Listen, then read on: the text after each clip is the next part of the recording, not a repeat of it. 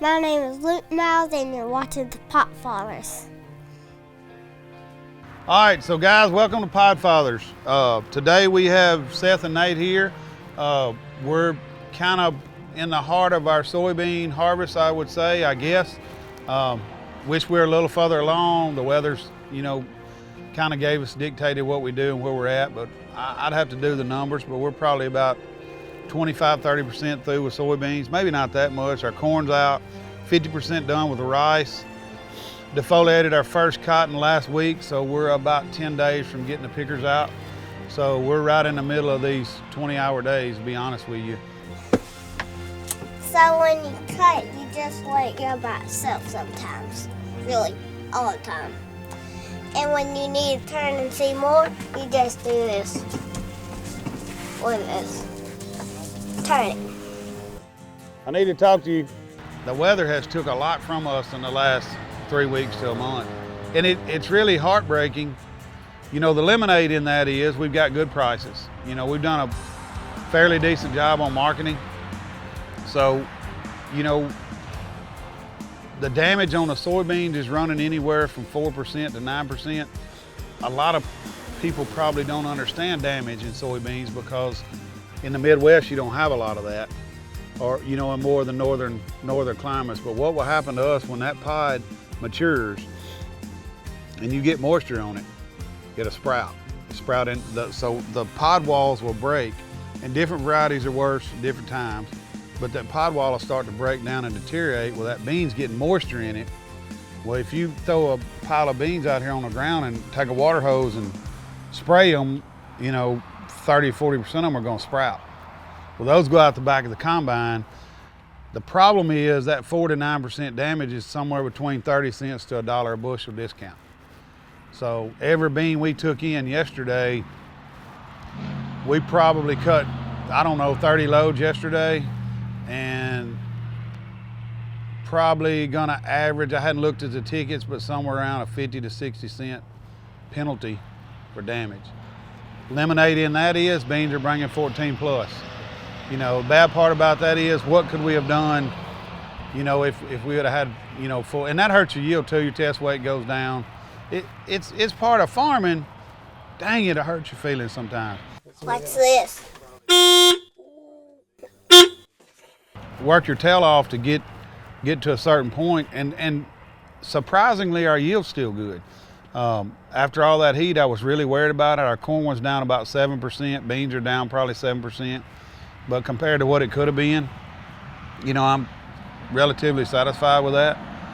As far as yields on the soybeans, what we've cut so far, we had one field where the well broke down, wasn't able to get enough, so we pump out of a well and out of surface, wasn't getting enough surface water because it was so hot with evaporation. I think that field cut 40 bushel. And then the highest we've had, I think, has been a field that cut 92. So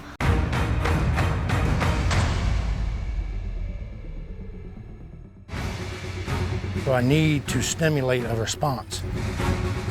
I think it's gonna work. And everybody's always wants to point the finger everywhere else, but it normally starts with you. Here we go. this is a pretty special place to me.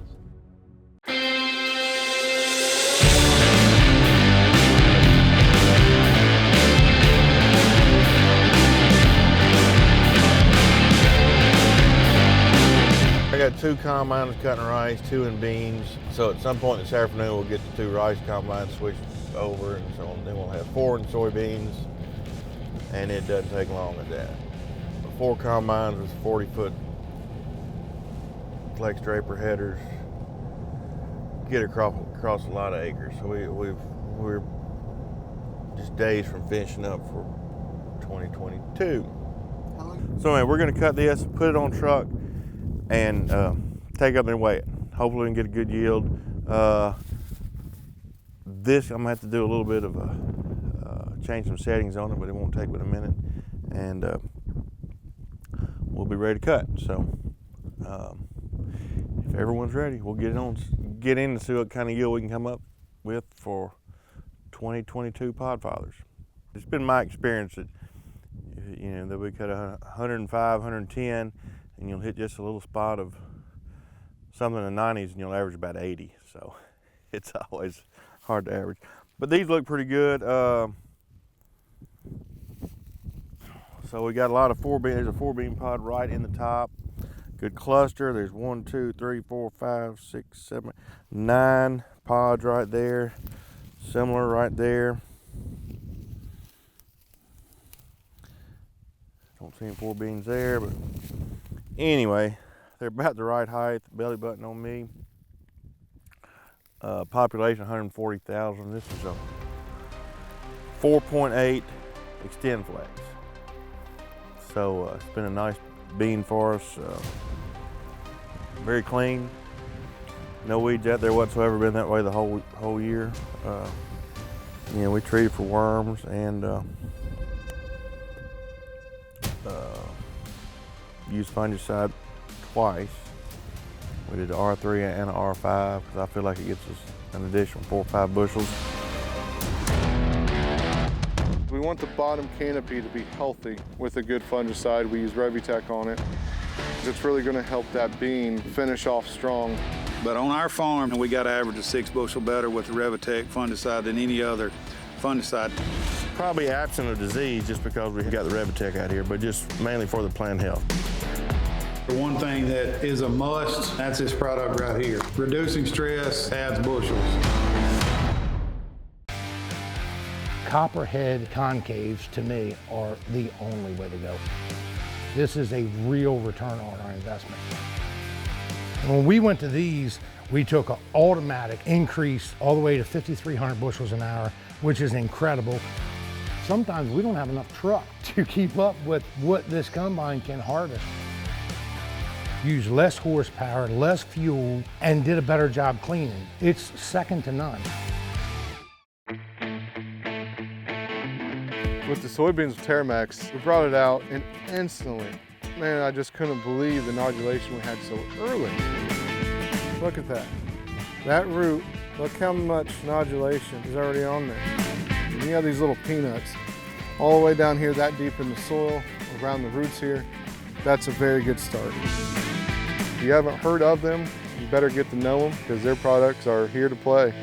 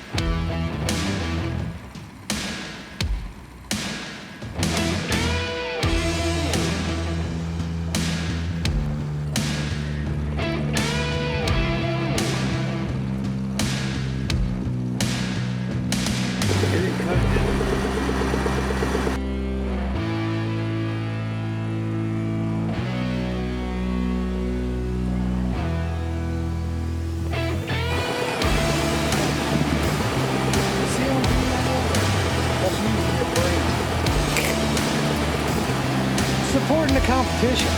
The guy that took away a farm from me. Are you serious right now? The competition.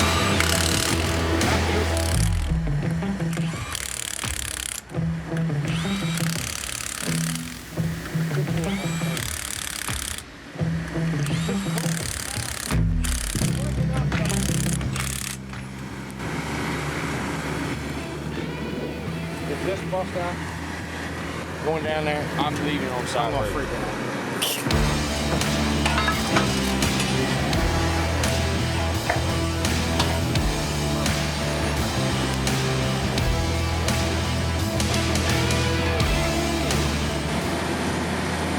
All fixed, ready to roll.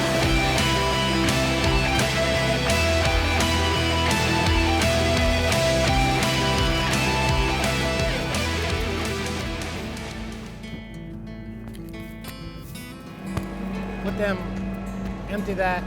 I'm gonna go take this test over there. Empty that, put on grain cart, put on the red truck, not on the blue truck. The blue truck's for Podfathers, that's gotta go to town. All right, so red truck. Just the red truck, not the blue truck. Don't f that up. Yeah, when you get into beans that are like 19%. That ain't that accurate. Is it still 19? I didn't look. It feels like it's 19. On the monitor. It said 17, I don't believe it. They were sitting right here the whole time. 19. We're gonna lose. Nice looking field. The whole field, we cut about 2 weeks ago. It's the 18th of October. We've cut this around the 10th of October. And we were averaging a little over 90 bushels for the whole field. And I asked the guys to leave me the best spot out here. So they did. So we'll go out here and see if we can't get something that's 100 bushels or feels like 100 bushels or something. Like, yields are off a little bit this year. So if we get in the, I would say mid 90s to anything over 100, I'll be happy. 21 nodes. That one right there has got 6 pods. That one's only got 3. This one's got 1, 2, 3, 5, 4, 5, 4. So this field has been desiccated. So the moisture on these will be quite low. We've had a little rain a few days ago, so you can see that pod starting to deteriorate. So yeah, we need to get this cut. And we're about to do that. But the beans look really nice. They're pretty hard. Yeah, they'll be 10% moisture or less. Yeah. They look real good. They're pretty nice. I don't know, this is a new variety. I don't know if the yield's quite there. The first ones that we cut, we had 2 fields, I think were better. This probably 85, 90 bushel beans. This combine's not calibrated. This is the first beans this combine's cut this year.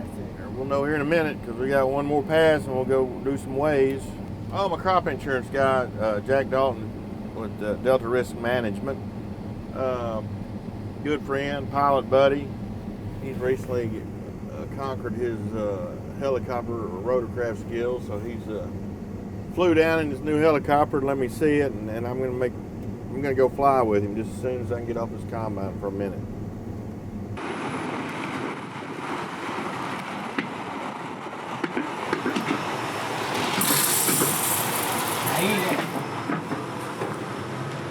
A few 100 acres of full season stuff is just some overflow ground.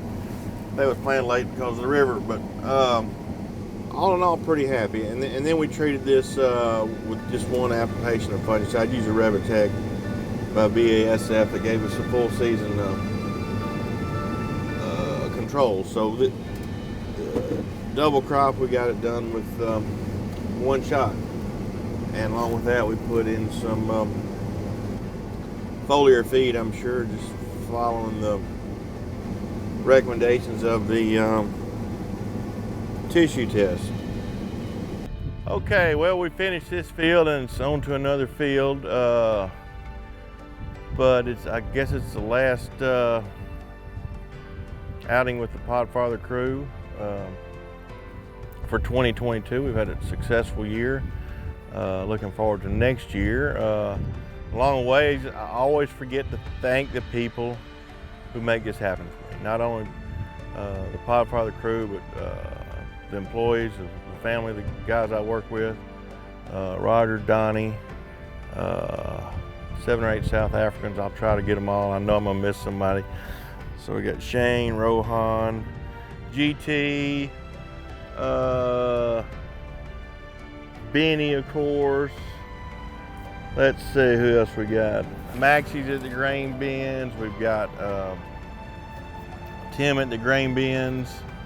We've got Kevin. He's another South African guy that's been with us for a while. So Bernard, he's one of the operators out here. So now I think I got them all. Of course, Misty's in the office. She keeps everything running. She's the chaos coordinator, as her placard says on her desk. So yeah, a lot of people to thank and to be thankful for. So again, it's been a good year and we appreciate everyone tuning in.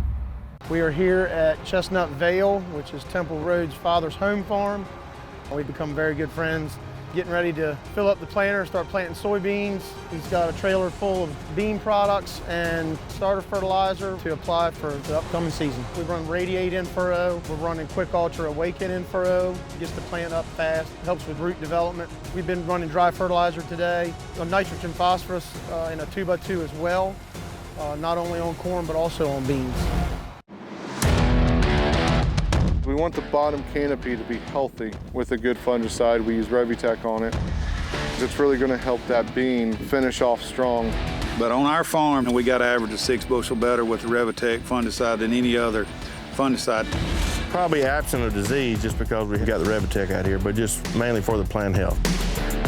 The one thing that is a must, that's this product right here. Reducing stress adds bushels. Probably lose.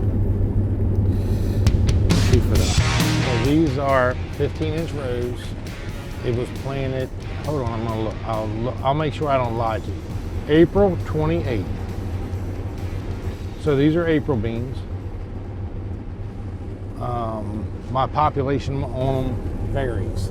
So we started at this end and it goes from 65 all the way on the other end, it's up to 145. So it's staggered as we go through this thing. I just wanted to know, like, as we went through the beans, does it change? And the only way to find out is if I start and put a prescription in, I go from one end to the other to see if I can figure out if there is a difference or not. Maybe it is, maybe it's not. But I haven't seen the yield monitor really change since we got in here, so I don't know. It seems like they're consistent. But if that's the case, and at 65,000, if they're just as good at 65 as they are, yeah, I'm twice seed cost, you know? So what's the sense? On the yield trial that we did for Asgrow, it was only at 100K, and my final stand was like 92 or 93, and they still did really well. So, you know, maybe we've been planting way too heavy all along. But I thought that, you know, when we started getting thinned up, the less that they would lodge because they wouldn't be as thick. And that is 100% not the case. They still fall down. I mean, these are down bad. And I can't keep them up because there's too much vegetation. You can't get them to stand up. You just can't get them up. I don't know. We'll see. Soon enough, my friend, soon enough. Hey, T, come up here and get out of my way. I'm gonna go right back down. I'm gonna cut another path straight down. If I cut one way, stay out of the sprayer tracks, I'll be better off. They're too down to cut both ways. Hey T, tell me if look down the edge of my head. Does it look like I'm gonna miss that sprayer track? I think I am. I don't want my sprayer track in this. Definitely costs extra, but the reason for getting high yielding beans is probably a little more attention to detail. It's probably over years and years of tissue sampling, knowing where beans are at what stage, exactly what their requirements are at each one of those stages. And knowledge is power. Remember what I said about all these other guys that we're involved with the group. You don't get that every day. Like, every year I'm getting better, not because of what I'm doing. It really is. It's because of them. Like, there's no way around that. I'm definitely getting better because of all of them. I'm paying even more attention than when I ever did before. You know, I always paid close attention to exactly what the crop needed, but I think I'm getting better at it. Every year that goes by, we get better and we get better and we get better. So that all has something to do with it. All right, let's go get the rest of this done. We are here at Chestnut Vale, which is Temple Road's father's home farm. We've become very good friends. Getting ready to fill up the planter, start planting soybeans. He's got a trailer full of bean products and starter fertilizer to apply for the upcoming season. We run Radiate in furrow. We're running Quick Ultra Awaken in furrow. Gets the plant up fast, helps with root development. We've been running dry fertilizer today, nitrogen phosphorus in a 2x2 as well, not only on corn but also on beans. We want the bottom canopy to be healthy with a good fungicide. We use Revitec on it. It's really going to help that bean finish off strong. But on our farm, we got to average a 6 bushel better with the Revitec fungicide than any other fungicide. Probably absent of disease just because we got the Revitec out here, but just mainly for the plant health. The one thing that is a must, that's this product right here. Reducing stress adds bushels. The majority of our beans are running in the high 70s to high 80s, somewhere in that range, but we've had some pretty good little hickeys on a couple of small fields. And then we've had some big fields that really done good. We probably cut 350 acres yesterday and was fortunate to keep the yield up above 80. Which is good, but like I said, the damage on that is probably 60 or 70 cents a bushel. So, you give or take. And to be honest with you, we're fortunate to be getting the 4 to 8% damage, or 9 or whatever I said it was. There's a lot of beans south of here that's been rejected. They're not even marketable. We hadn't got to our beans down south yet to harvest them. So hopefully they'll be okay. They were younger when all this happened. It's kind of a perfect storm, and that is the reason for going early. In 10 years, 8 to 9 of those years, having early beans is an advantage because you miss the weather. This year, I don't know that my wheat beans won't be better than my normal beans because it looks like the weather pattern's fixing to get a little better. We've got a chance of rain Saturday, and after that, we've got about 10 days of pretty good weather. So, we can get a lot done in 10 days. I need about, not excluding cotton, I need about 10 to 15 cutting days, and I'll have the grain crop wrapped up. Our job as farmers is to deal with what we've got. We deal with what we got, we get the best out of it. We make lemonade out of lemons and we go on. It's real easy out here to get discouraged and think, man, what am I doing this for? But this guy right beside me is what I'm doing this for, he's going to go through the same problems when he gets to farming. He's going to have good years and bad years. And, we do this because we love it. We love the land. We love the soil. We love the family. And we love being together. So we got 160 down here we think is going to be real good. We've hit a lot of 100 bushel spots in this field here. We've got one of our aces in the hole that's at Boydale, about 18 miles south of here, that we'll cut probably end of this week. So, we still got some time to get it done, and we may not get it done, to be honest with you. What? We can get it done. You already in it? I can get it done right now, I think. Really? First pass through 5 and 7 was 106. First pass through 5 and 7 was 106. He's been within a bushel, plus or minus. All right. I don't know if that's our best ones. The first pass was 106. Well, what do we want to do? You got your stuff? Because Rob ain't here. Rob's got the wheel and everything. I'm not saying that's where the best is going to be, but it's... Even if it's not the one that what's going to be our highest one, we can get one cut. Can you isolate a 3-acre spot, roughly? Oh, yeah, I'm sure I can. All right, we're going to try to at least get the Podfather one cut. While they're here, I don't know if that'll be our highest one or not, but, while they're here, we could at least get... Yeah. Just see if you can isolate a spot and... Tell him to call Rob and ask him how many rows he needs, what length of rows he needs for the amount of rows. Did you hear that? Yeah. He's not here. All right, get on the phone with him. Thank you, sir. I appreciate you.